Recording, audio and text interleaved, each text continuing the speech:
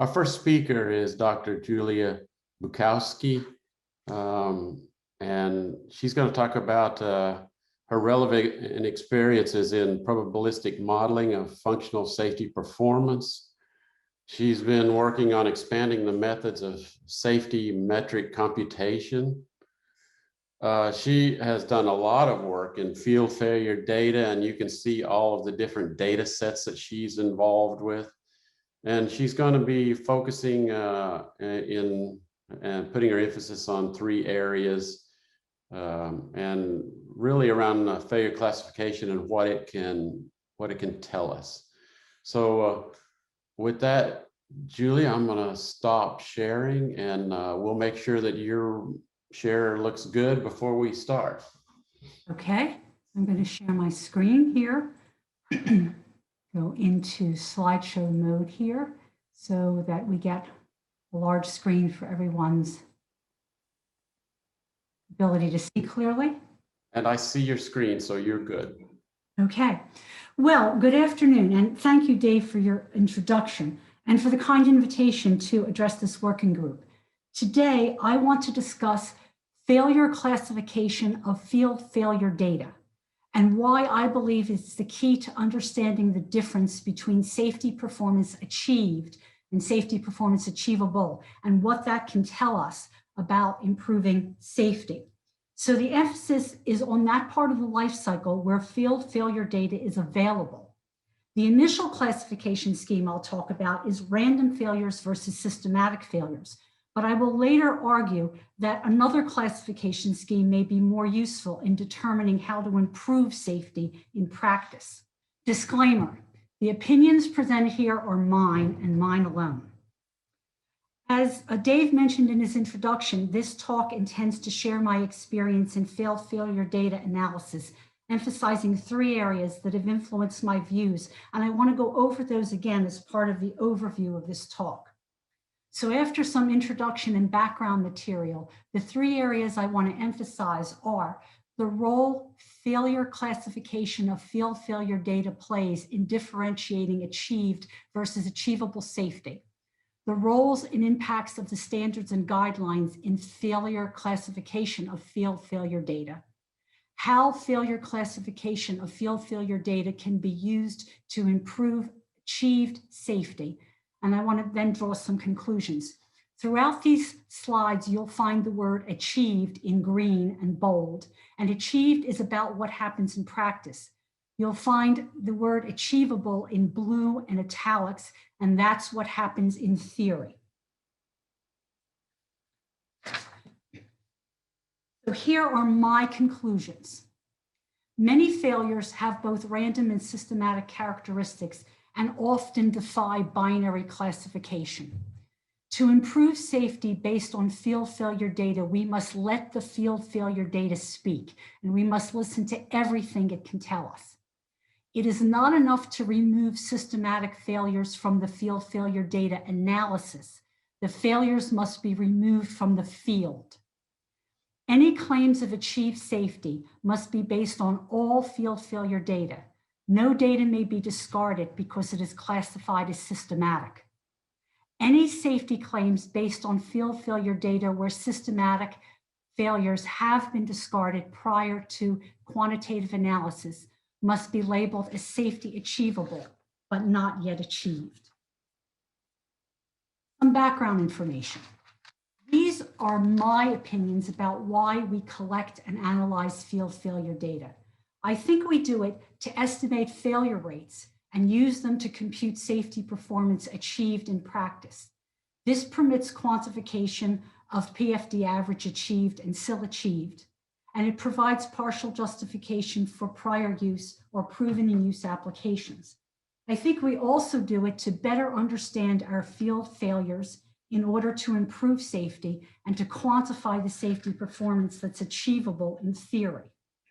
Different entities collect and utilize different data about field failures. Groups whose raw field failure data I have analyzed include PERD, where I've seen some of their pre-2010 data, ORITA, where I proposed a collaborative project that resulted in my receiving access to detailed data not published. So I've worked with both their published and their unpublished data. Savannah River Site, which is a US government facility in Aiken, South Carolina. Savannah River Site is distinguished because it has an ASME National Board Certified Valve Shop on site. And for about the last 15 years, I've had special access to their pressure relief valve proof test data. I've also worked with several individual companies' data, and I have and a group whose field failure analysis work I followed, at least during the period 2007 to 2013, is Namur. Now, when we compare these different field failure sources of data, we find a number of things. So, PIRD, IRIDA, and Namur collect data from multiple companies. Savannah River is a single company. PIRD, IRIDA, and Namur collect from multiple sites. And by sites, I mean a data collection location where the safety culture was uniform during the period of time when the data was collected, and therefore the effects of safety culture are the same on all the data collected. So Savannah River is the only one which collects from a single site. Data might be collected by individual equipment. IRIDA collects by assembly. Namur collects by entire sys architecture. The data collected could come from proof tests or from other sources, such as maintenance records, casual observation, and so forth. The failures may be categorized as to how something fails. That is, a valve may fail open versus failing closed. It may be categorized by severity. It might be categorized by total failure rate or dangerous failures or safe failures. The failures may or may not have been subject to root cause analysis. That is why it fails. Savannah River subjects every failure to root cause analysis. And some groups classify their data as to random or systematic. PIRD and IRIDA do not do this. Savannah River and Namur both do. So which field failure data do they use in estimating their metrics? PIRD uses all of its data. IRIDA uses all of its failures. Savannah River uses all of its failures. Namur primarily emphasizes in its publications the calculations made with random failures only, although I do know of one publication where they used both all of their data and just their random data. And this last line, the type of failure rates estimated, is blank for now. We're going to return to this in a few slides and fill it in. So the next topic that we're going to look at is the role failure classification of field failure data plays in a differentiating achieved versus achievable safety. And in this segment of the talk, failure classification means designating a field failure as random or systematic. Now, it turns out that failure classification is not required in estimating safety performance achieved in practice. What we do is we collect all of our field failures. And by all, I mean all that are relevant to what we are considering. So for example, if you're looking at the total failure rate, you use all of your failures. If you're looking at your failed dangerous failure rate, you would use all of your identified dangerous failures. You apply some statistical technique for failure rate estimation, and what you get out of that computation, that estimation, is your achieved failure rate. On the other hand, failure classification is required to estimate safety performance achievable in theory, in which case you take all of your field failure data of the appropriate type, total, dangerous, safe, whatever. You filter them and divide them into the random failures and the systematic failures. Now, at this point, people who deal with random failures will use some statistical technique to produce a failure rate or some safety metric related to that failure rate. And what they find is the achievable failure rate, which you would get if you eliminated all systematic failures. Most do not take the systematic failures, which you could do at this point, and use the same statistical technique to estimate the systematic failure rate. Note here that there are many references in the standards and the guidelines to the fact that systematic failures are hard to quantify. That is, the failure rates are hard to quantify. And this may be true in some phases of the life cycle, but once failure data is available, systematic failure impacts can be easily quantified in exactly the same way that you get Lambda Achievable. So, what failure classification allows us to do is to decompose the failure rate achieved in practice in the field into its constituent parts. Namely, the achieved failure rate is the sum of the achievable failure rate plus the systematic failure rate. Now, it is known that systematic failure rate can vary from company to company or even from site to site within the same company. This difference is not based just on the particular classification criteria that is used, but it occurs in practice due to differences in safety culture. So now we return to that slide, and going to the bottom, we see that PERD and ARITA, which both do not classify as to random or systematic failures, use all of their data in order to calculate the achieved failure rates. What is achieved in practice in the field? Savannah River and Nemours both classify as to random or systematic. Savannah River uses all of its failure data, and it produces results for achieved, achievable, and systematic failure rates, whereas Nemours primarily produces only achievable failure rates. The next section talks about the role and impacts of standards and guidelines in failure classification of field failure data. And here I want to touch on 4 separate topics: the definition of random and systematic failures and determinations of uses as detailed in the standards and guidelines, my interpretation of intent versus practical application, my interpretation of what the underlying assumptions seem to be, and what the impacts of these are on prior use or proven in use justifications. So I took the standards 61508 and 61511-1, and I did a number of searches on it. And I've concluded the following from these searches. The standards, neither standard defines random failure. What the standards define are random hardware failure. But we learned from Dr. Perez's presentation that there are many random failures other than hardware.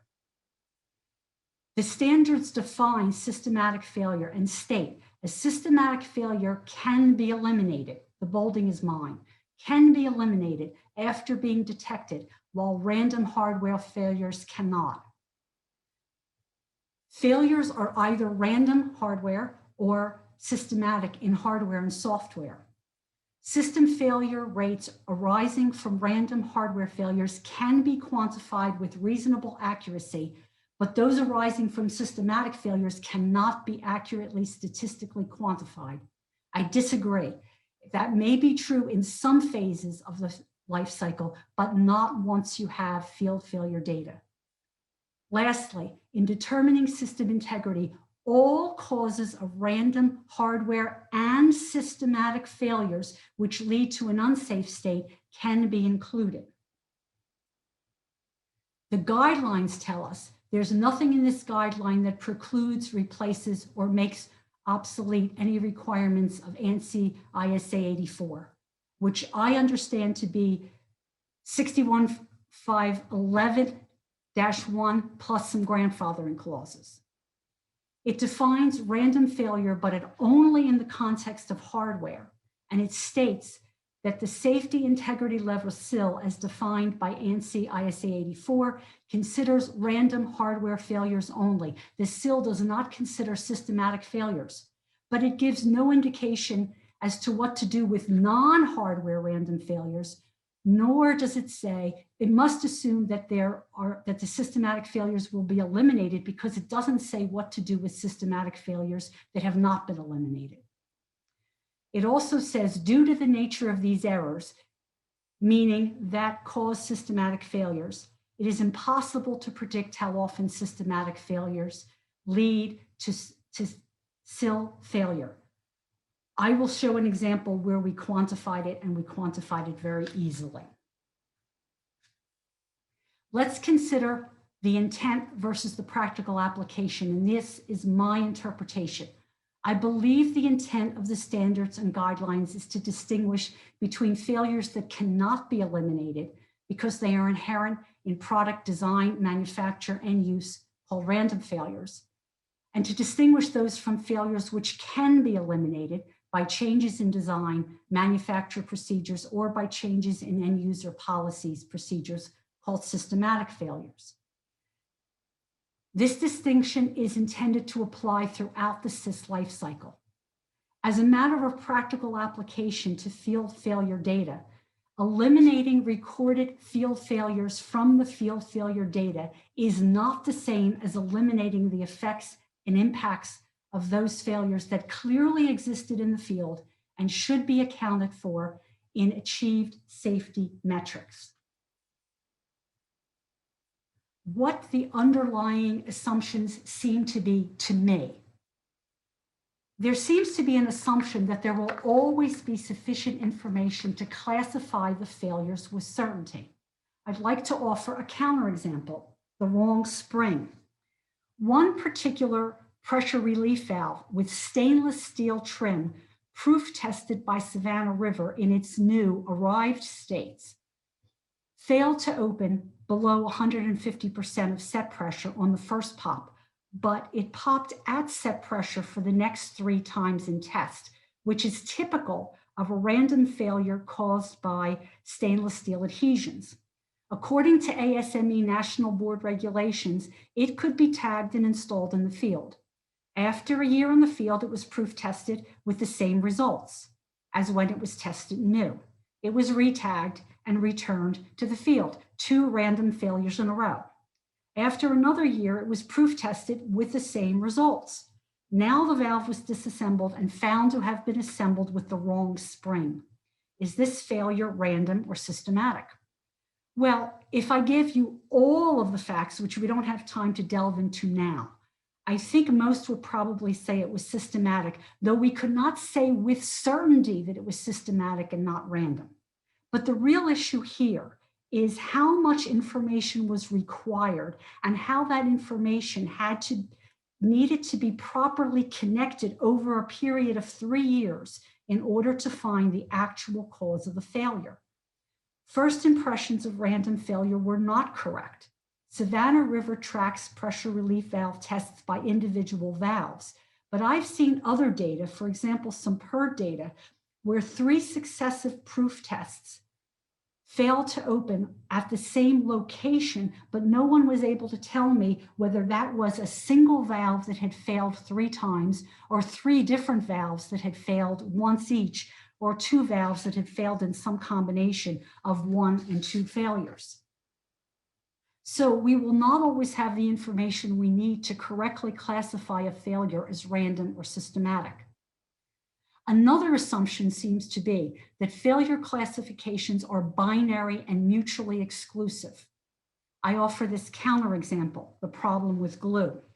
Savannah River received a number of pressure relief valves from the same manufacturer, the same model, the same lot number. Of all of these valves, 2 proof tested as failed to open, and disassembly showed that the seat and disc were sealed together by a foreign substance. The problem was reported to the manufacturer, which claims in its literature to test every valve before it leaves the factory. I consulted a mechanical engineering colleague that I know with extensive valve experience, and he said, I know that manufacturer.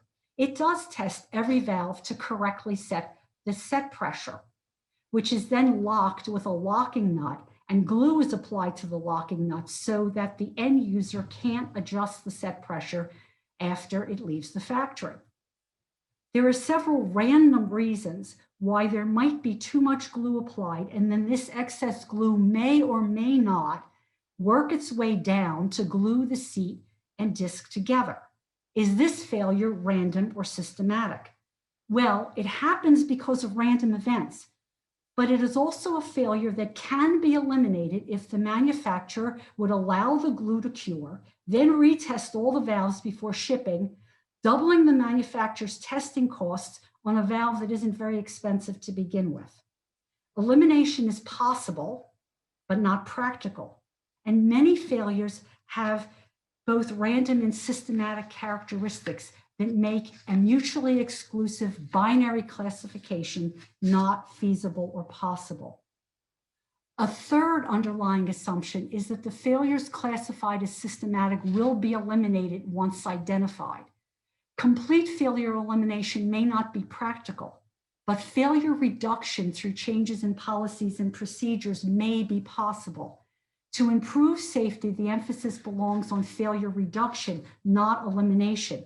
But when you place the emphasis on failure reduction, you have to make an accommodation in a mechanism or a procedure to include systematic failures that are not eliminated in SIL calculation.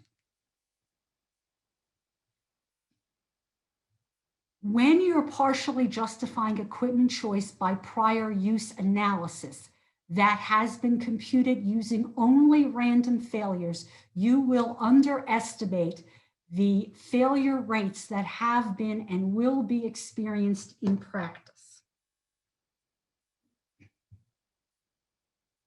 Our next section talks about how failure classification of field failure data can be used to improve achieved safety. And in this segment, failure classification will refer to two different kinds of classification.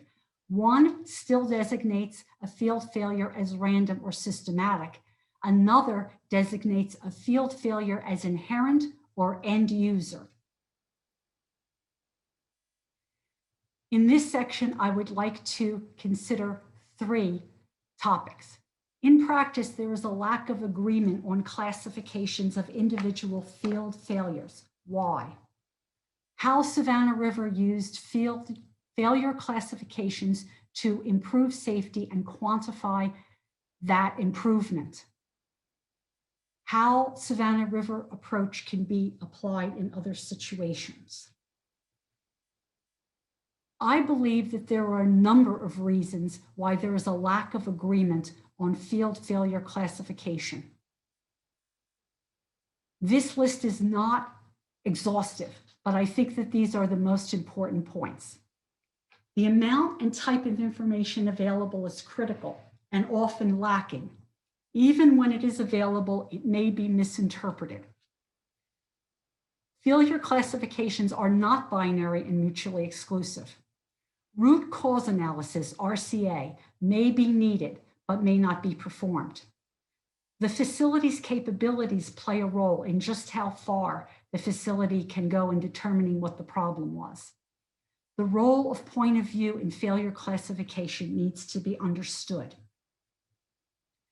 I am aware of an ISA survey in which 20 scenarios taken from field failure data reports were presented, and respondents were asked to classify the field failure as either random or systematic. There was never complete agreement, and usually there were significant differences. So we're not talking about 5% said random and 95% said systematic. We're talking more generally about 25 to 75%, or in some cases, even 50-50. I'm not going to read through this entire description. However, the really important sentence about this field failure was an X-ray of the transistor showed a burned out bond wire likely due to environmental electrical stress. And this sentence tells me two things. They performed a root cause analysis by X-raying the part in question.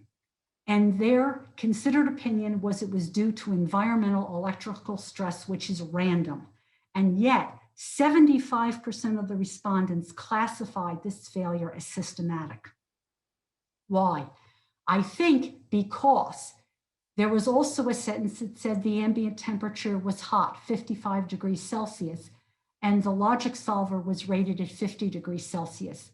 Yes, the environment was inappropriate for the rated temperature of the logic solver, but that isn't what caused the failure. So the information was available, but it was misinterpreted. We'll consider the two SRS examples, the examples of the findings on the new valves, the problem with glue. The failure classification was not binary. There were random events in play, but we could have classified it as systematic because it could have been eliminated by various changes at the manufacturer's level, which were probably too expensive to implement. The facility's capabilities played a role. That is, Savannah River, with its valve shop and its safety mission, says it will test every valve that crosses its threshold before first installation. Point of view is important. Savannah River classified this as systematic because Savannah River could eliminate it. They took responsibility for the failure and took responsibility for the elimination of the failure by testing it as it came in the door. Examples of finding on used valves: the wrong spring. A lot of information was available, but it also had to be brought together correctly and interpreted in order to see that the initial classification of random failure was incorrect. Again, the facility's capabilities played a role.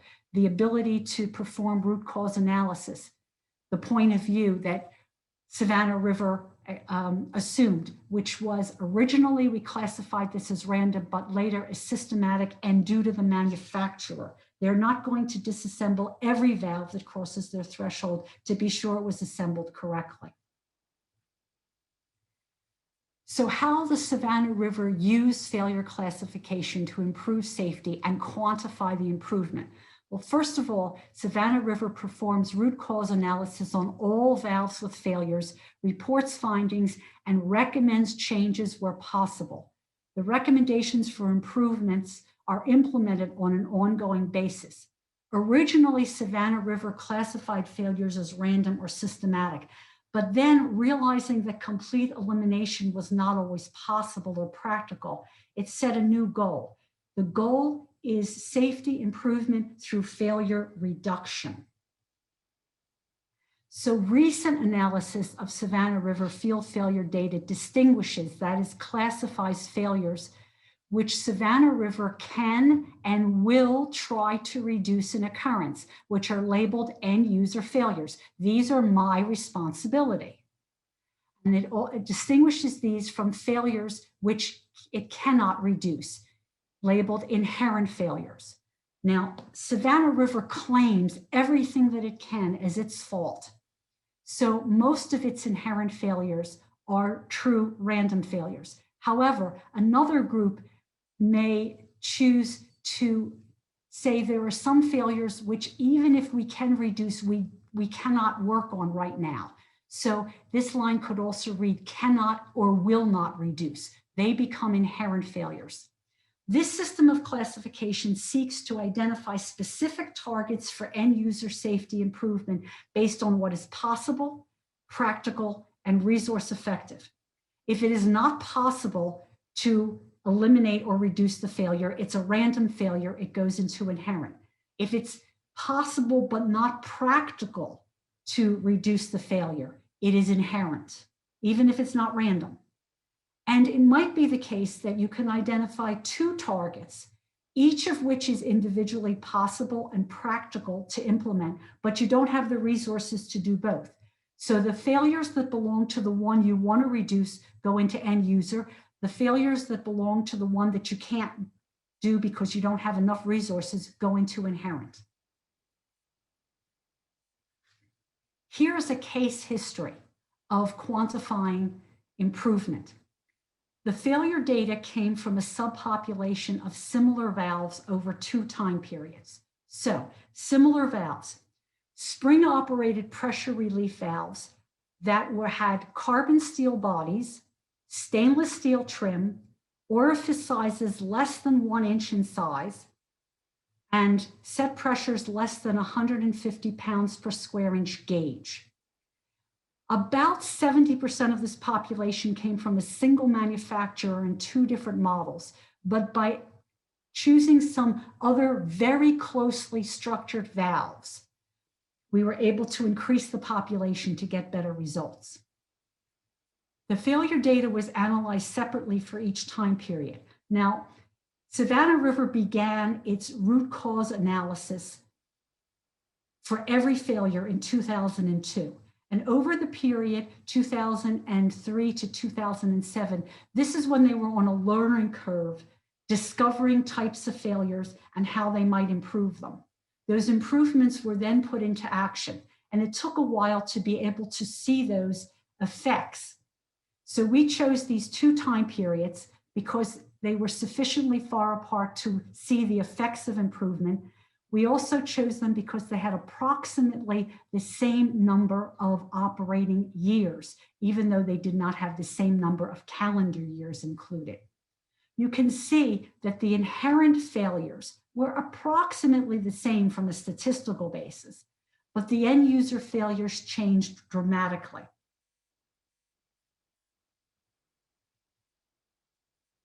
In terms of our way of looking at how we separate data, we took all of the failures, we separated them into what Savannah River people themselves declared to be inherent versus end user.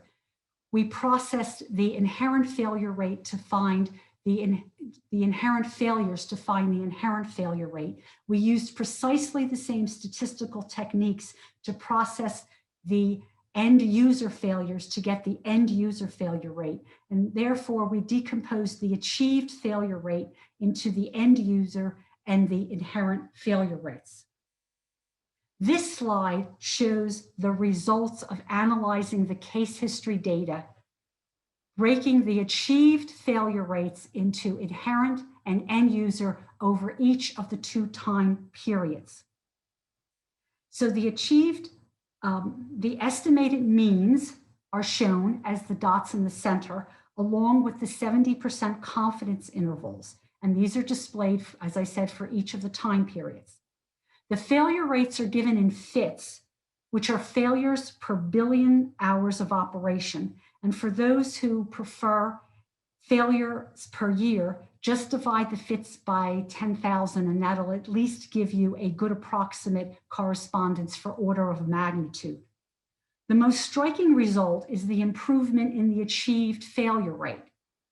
The confidence intervals of the two time periods don't overlap, showing that they are statistically distinct.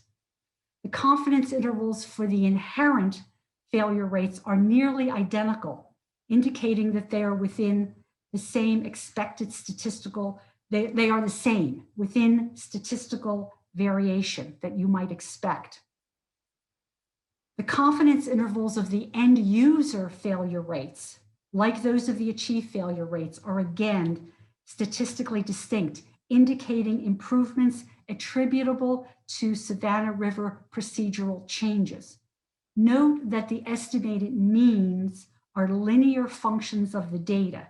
So the estimated mean for the achieved failure rate of 2000 in 2003-7 is in fact the sum of the estimated failure rate for the inherent failures, which is about 500, and the 1500 fits estimated failure rate for the end user failures. However, it is not the case that the upper and lower bounds are linear functions. They are nonlinear functions, and therefore this upper bound for achieved failure rate is not the sum of the upper bound for the inherent and the end user failure rates. Also note that the achieved failure rate for 2012-2017 period of time is approximately the inherent failure rate. Basically, Savannah River was able to reduce or eliminate almost all of the failures that they chose to own. How can this approach be applied to other situations? Well, in this case, we have a hypothetical example of having having split our data into random versus systematic and looking at the achieved failure rate over 2 different time periods, the achievable failure rate over the same 2 time periods, and the systematic failure rate over the same 2 time periods. And what this graph tells us is that your achievable rate is very good, but your achieved failure rate isn't, because during this time you have been eliminating your systematic failures from the computation of lambda achievable, but you have not been eliminating them from the field. If we only consider achieved failure rate and look at the data from 2 different sites, these could be from 2 different companies or 2 sites within the same company, and we consider the achieved failure rate for the same set of valves over the same time period, and we see this dramatic difference in achieved failure rate, we can immediately say that you really ought to go to site 2 and see what their safety practices are, because they're doing a lot better than site 1. How can this approach be applied in other situations? I believe this approach can be used from the manufacturer's viewpoint. Remember, viewpoint is important, as applied to warranty return data. Can the manufacturer find in the warranty return data those kinds of failures which the manufacturer might eliminate and track over time whether or not changes in procedure succeed in producing a better product? My last bullet here is a question that I am not qualified to answer, but some of our other speakers are. Is there a potential use for this methodology as applied to human errors, human failures? And now I reach the conclusion of this talk, and I'm going to show you my conclusions and read through them again. And I hope that my arguments and the data that I've presented supports these conclusions. Many failures have both random and systematic characteristics and defy binary classification. To improve safety based on field failure data, we must let the field failure data speak, and we must listen to everything it can tell us. It is not enough to remove systematic failures from the field failure data analysis. The failures must be removed from the field. Any claims of achieved safety must be based on all field failure data. No data may be discarded because it is classified as systematic. Any claims based on field failure data where systematic failures have been discarded prior to quantitative analysis must be labeled as safety achievable, but not yet achieved. And now at this conclusion, I want to thank you for your kind invitation to address this meeting.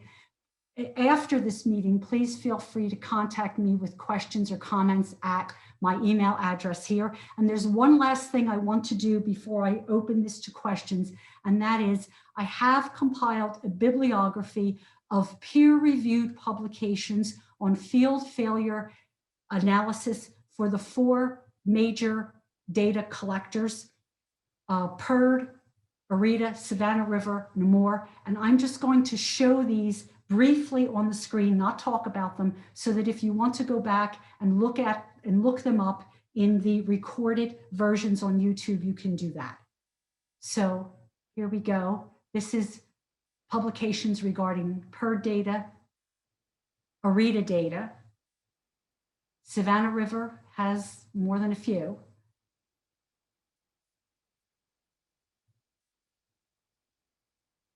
And Namur. And with that, I will open it up for questions.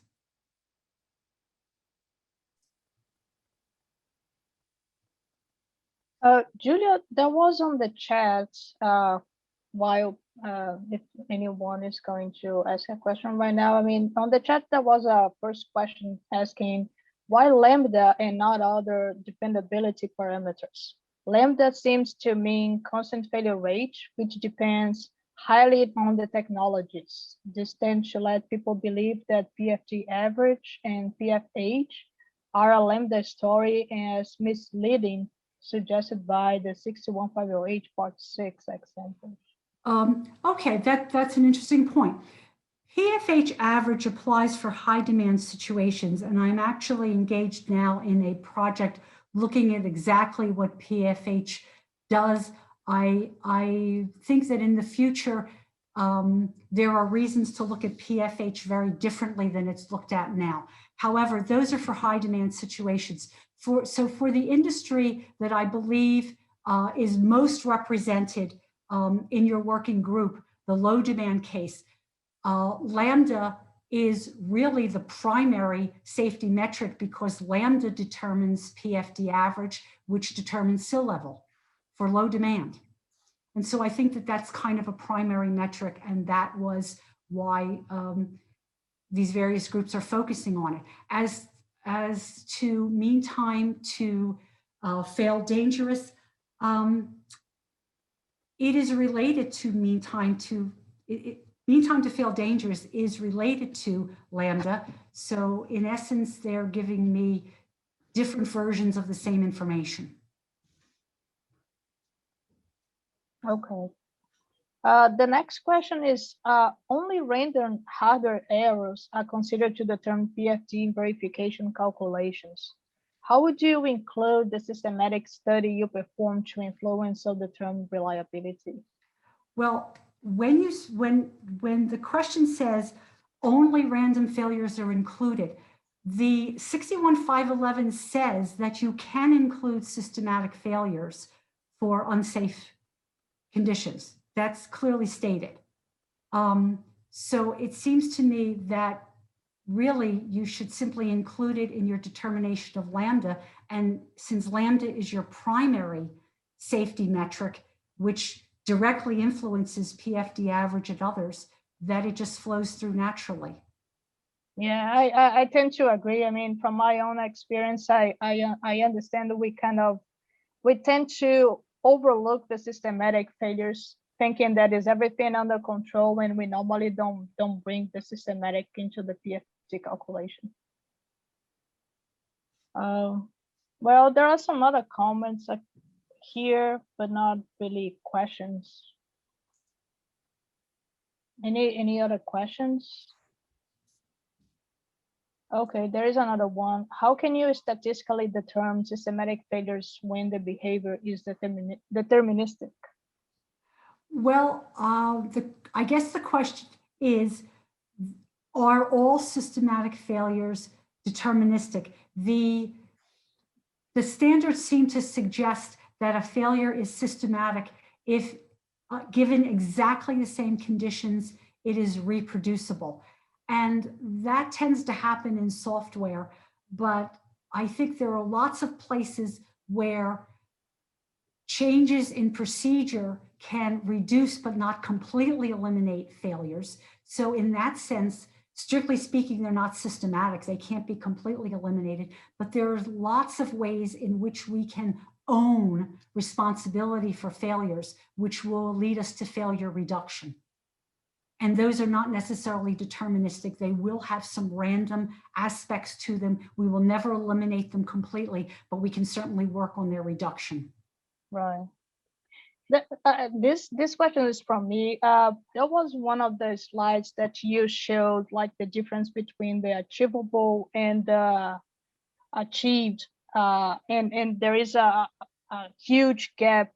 Would this gap explains the what this is right? So this, I mean, the achieved, when you do this gathering of information, right, of failure rates, and you come with a data that you say, oh my God, this is so much from what we originally considered for our SIL verification, PFD, average, PFH, whatever.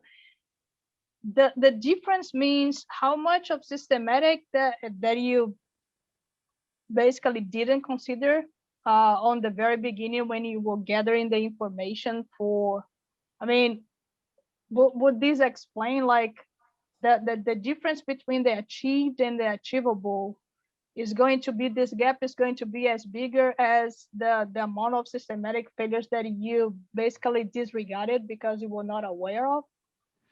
That you were not aware of, or that you were aware of, but you simply classified as systematic and didn't take into account in your SIL calculations. Right.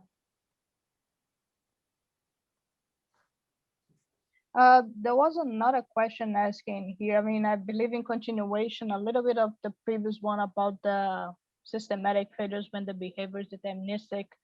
Someone was asking, how about software? It is certainly the case that there are true systematic failures in software, in the sense that if you find a problem and correct the code, you eliminate it completely. However, I have seen cases where there are problems in the code that depend on certain rare combinations of inputs coming together at just the right time, that it's almost impossible to completely eliminate. So yes, I believe that software is a different animal and needs to be considered in a broader, with a broader definition of systematic. However, I do think that the goal should remain, we need to reduce our failures, not eliminate them, and recognize that because we don't eliminate them, we must be able to include some factor to account for things that we might do better on, but are not doing better on. That's true. There's another one. How we distinguish the environmental or other conditions once we compare the data from various locations? For example, in one case, there may be extreme temperatures, while in other cases, the failure could be due to process parameters, plugin, for example, or improper maintenance. What we're really saying is that different sites, when you collect data, when you collect from different sites, there are different factors at work. And sorting those out is not always easy. But it is important to have as much information as you can. I will show this one. I have looked at ARITA data. ARITA has data sorted by installation, although in their published data, you cannot pick one installation out from another. In their raw data, you can. And I've recently looked at ARITA raw data for gate valves. And one group of installations, which I believe but could not absolutely confirm, had something in common about their maintenance practices, is actually where I made this hypothetical example from site one. And another group of installations, which clearly had pristine maintenance practices.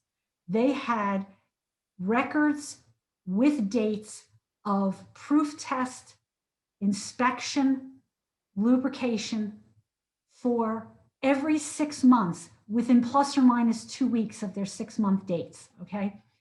And when now, in fairness, I have to say that they were all gate valves, but they were not all gate valves from the same manufacturer. They were all processing, they were all controlling crude oil, so they did have the same level of severity.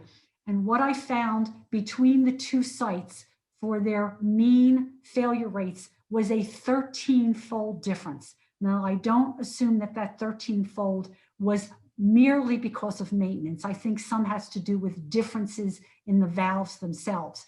But I'm sure that the sites that were doing very careful every 6-month maintenance were doing a lot better than the sites that had, I'm not saying the other sites were not doing maintenance. They didn't have records to support the maintenance they were doing on a regular basis.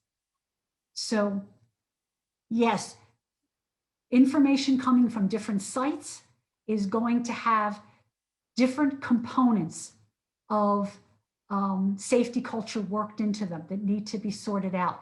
But sometimes you can use the difference in performance between two sites to begin to identify what about the safety culture is most important. This is Dave. I think we probably have enough time for 1 or 2 more questions. There is another one. Do you correlate variations in environments with dependability mathematical models to normalize the data? No. I don't have any more questions on the chat. Okay, good. Julia, thank you very much for your presentation, and I'm sure we'll have to soak this in, and you gave us a lot of things to think about here, and we'll probably have to replay this video again on pieces of it, especially the last parts. I was really interested in your summary there on the failure rates. Thank you very much. Well, thank you for your invitation. Thank you. Stop Thank you, sharing now Julia. and